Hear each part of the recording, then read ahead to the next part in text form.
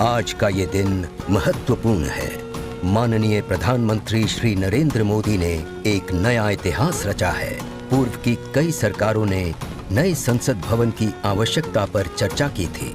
माननीय प्रधानमंत्री ने इस पर विचार किया और नए भारत के निर्माण की अपनी दूरदर्शिता के साथ उन्होंने नए संसद भवन का निर्माण कराया, जो हमारी विरासत और परंपराओं को आधुनिकता से जोड़ती है।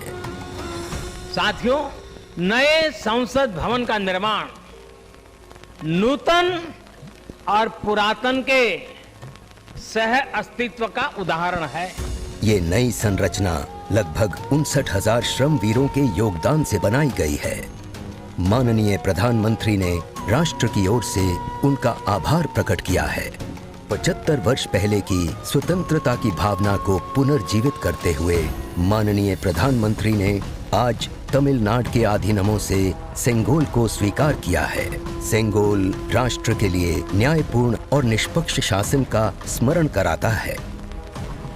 सेंगोल तमिल शब्द सेम्मई से लिया गया है, जिसका अर्थ है नीति परायणता। इसके शीर्ष पर न्याय के प्रतीक पवित्र नंदी अपनी अचल दृष्टि में विराजित हैं। ये वही सेंगोल है जिसे श्री जवाहरलाल नेहरू ने 14 अगस्त 1947 की रात को थिरुवावडथुरई अधिनियम से एक अनुष्ठान के माध्यम से स्वीकार किया था, जिसका आयोजन भारतीय सभ्यता के अनुसार किया गया था। उसके बाद इस पवित्र सेंगोल को यथोचित सम्मान और स्थान न मिल सका, जो मिलना चाहिए था। कहानी मुड़ती है तमिलनाडु के कांचीपुरम की ओर, जहां पूजनीय कांची मठ का आसन है।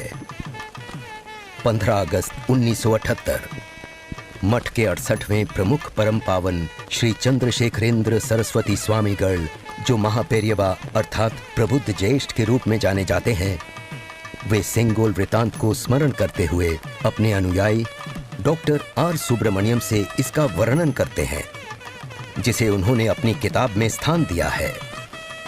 महापेरियवा ने बताया कि स्वतंत्रता दिवस के अवसर पर सेंगोल ने एक महत्वपूर्ण भूमिका निभाई थी। हमारे इतिहास की किताबों में यह तथ्य अवश्य होना चाहिए था, लेकिन गत कई वर्षों में कहीं भी इसका उल्लेख नहीं किया गया है।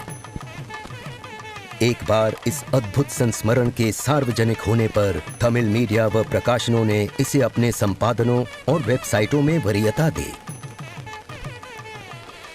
माननीय प्रधानमंत्री एक परंपरागत प्रतीक की खोज में थे।